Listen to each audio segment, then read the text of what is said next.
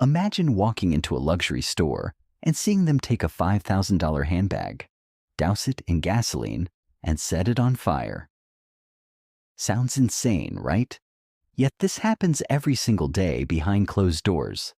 The real question isn't why they do it, it's why they'd rather destroy their own products than let you buy them at a discount. What if I told you destroying products isn't wasteful? It's strategic. Luxury brands operate on a simple principle. Scarcity drives desire. The fewer items available, the more valuable they become. This isn't an accident. It's calculated.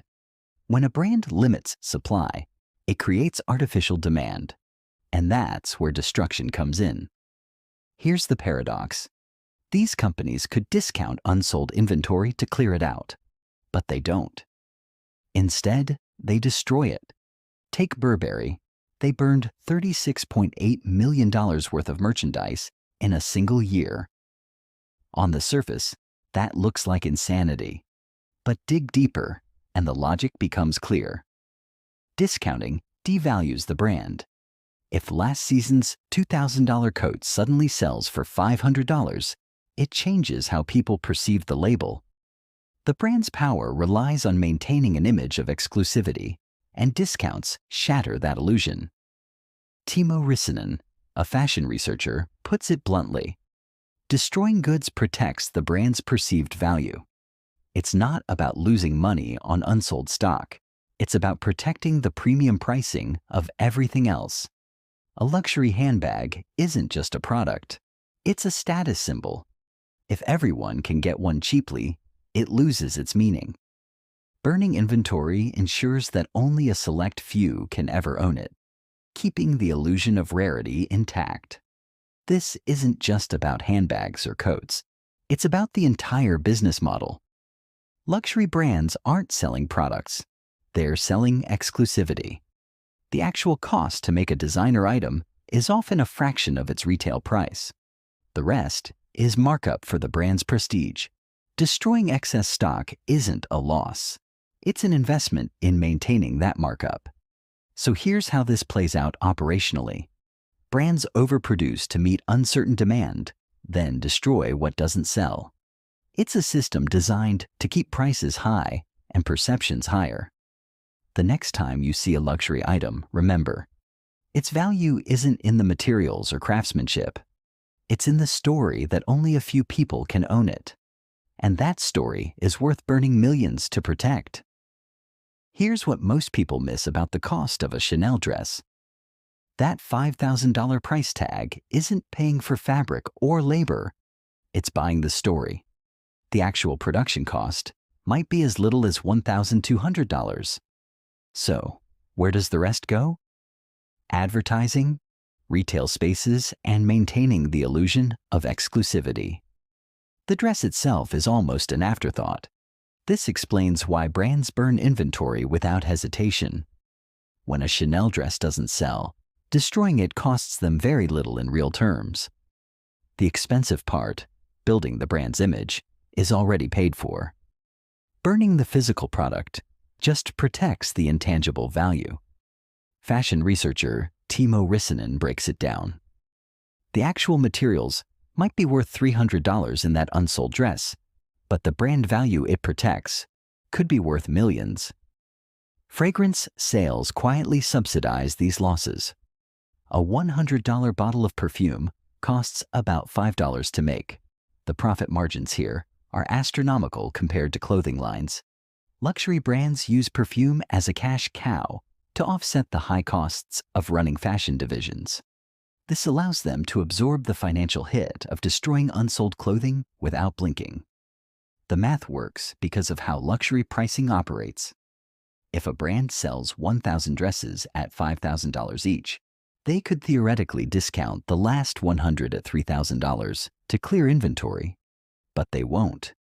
That $200,000 loss from burning those dresses is cheaper than the brand damage from devaluing the other 900.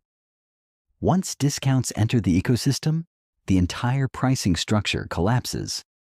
This creates a perverse incentive to overproduce. Brands make more items than they expect to sell, because scarcity requires excess. Unsold inventory is baked into the business model with destruction as the release valve. The system isn't broken, it's designed this way. Now consider the environmental toll. Those burned dresses release toxins when incinerated. Synthetic fabrics like polyester become chemical smoke. The industry calls this energy recovery, but it's just a fancy term for pollution. Meanwhile, the carbon footprint from producing wasted items was unnecessary in the first place. The real cost isn't in the destroyed goods, it's in the hidden consequences. Luxury brands don't mind writing off physical products because the numbers still work, but the environmental and ethical bills come due elsewhere. That's the burn equation. Small losses for the brand, massive costs for everyone else.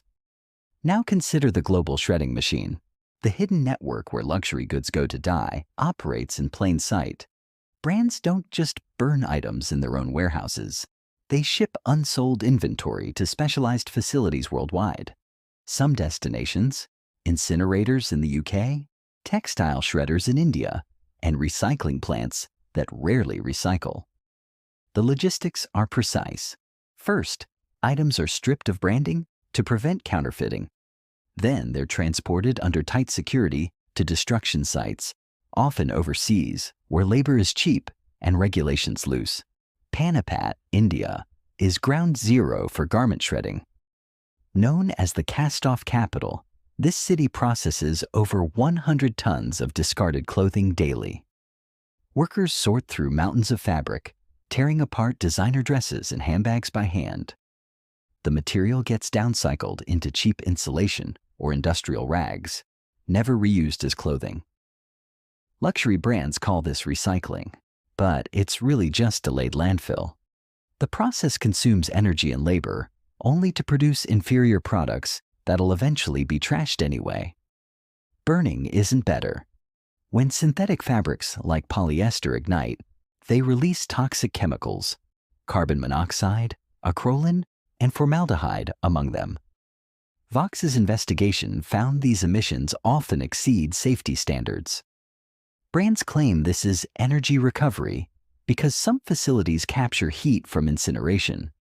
But the math doesn't add up. Burning a polyester dress releases more carbon than producing it in the first place. The environmental cost outweighs any marginal energy gain. The system's inefficiency is staggering. Before destruction, workers must manually remove zippers, buttons, and hardware, materials too valuable to burn, but too costly to recycle properly. Some facilities employ teams just to cut logos from bags and clothing. This isn't automated. It's people hunched over tables with scissors, dismantling $3,000 coats piece by piece. The labor intensity makes destruction more expensive than donation, yet brands choose it anyway. What emerges is an industry paradox. Luxury's obsession with perfection creates systematic waste. Returns with minor flaws get destroyed rather than resold. Unsold seasonal items are shredded rather than discounted. The system prioritizes brand control over efficiency every time. The energy spent destroying could instead clothe millions, but that would undermine the scarcity model. That leads us to the backlash brewing against this practice. Public awareness is forcing brands to reckon with their waste, or at least hide it better. Burberry's abrupt policy reversal on burning inventory proves change is possible under pressure. But the economics of exclusivity still incentivize destruction behind closed doors. The system won't reform until customers demand transparency. Pressure built until Burberry had no choice but to change. In 2018, the brand faced outrage after reports revealed they'd burned $36.8 million in unsold merchandise. Shareholders questioned at the practice. Environmental groups calculated the carbon impact. Customers demanded accountability. The backlash forced a rare reversal. Burberry publicly committed to stop destroying viable products. But this wasn't about sustainability. It was about protecting the brand from a different kind of devaluation, reputational damage. The conflict between exclusivity and sustainability was intensifying. African nations had already banned imports of second-hand clothing, recognizing how donated Western garments undercut local textile industries. Some bans specifically targeted luxury goods, designer items masked as charity that actually flooded markets. Rwanda imposed a 68% tariff, while Kenya burned entire shipping containers of used clothes. These policies exposed the hypocrisy of destruction, disguised as donation. Burberry's policy shift became a turning point. Other brands followed with vague commitments to reduce waste, but the changes were cosmetic. LVMH launched a upcycling program for Louis Vuitton scraps. Gucci introduced a resale partnership. These were PR moves more than systemic reforms, token gestures that didn't address overproduction, the root cause of destruction. The economics still favor waste. Luxury brands maintain profit margins by controlling supply, not reducing it. When Burberry stopped burning inventory, they simply shifted to more discreet methods: shredding, chemically treating garments to make them unwearable, or selling bulk unsold goods to third-party destroyers. The practice continues, just with better optics. Change is happening, but slowly. Younger consumers demand sustainability, forcing brands to at least appear responsible. Some labels now track garments with blockchain to prove ethical sourcing. Others experiment with rental programs to extend product life cycles. But these are exceptions, not industry standards. The real shift will come when customers stop equating exclusivity with waste. Vintage luxury markets prove products retain value without artificial scarcity. Second-hand platforms like The Real Real show pre-owned goods can command premium prices. The backlash worked because it attacked luxury's weak point, its carefully crafted image. Now consider what this means for you. The real luxury isn't the bag or the dress. It's the story that only a few can own it. But that story is changing. Second-hand markets prove exclusivity doesn't require waste. Platforms like The Real Real show pre-owned items can hold value without destruction. Supporting these markets undermines the burn model. When you buy vintage, you reject artificial scarcity. You prove luxury can be sustainable without losing status. Status symbols are evolving. Younger buyers value authenticity over brand theatrics. The future isn't in burning excess. It's in circular economies where goods outlast trends. True prestige doesn't need waste. It just needs smarter customers.